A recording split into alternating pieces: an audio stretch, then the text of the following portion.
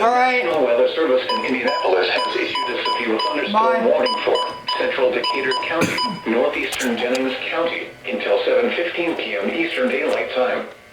At 6:30 p.m. Eastern Daylight Time, a severe thunderstorm was located near Greensburg, or 17 miles southeast of Shelbyville, moving southeast at 20 miles per hour. Expected hazards include 60 miles per hour wind gusts and quarter-size hail. This is a radar-indicated threat.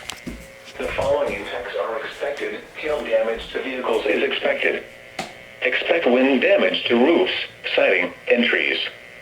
Locations impacted include Greensburg, Adams, Milford, Millhausen, Lex, Bernie, and New Point.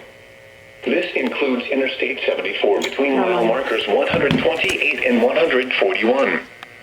For your protection, move to an interior room on the lowest floor of a building. Repeating, a severe thunderstorm warning has been issued until 7:15 p.m. Eastern Daylight Time for the following counties in Indiana, Decatur, and Jennings.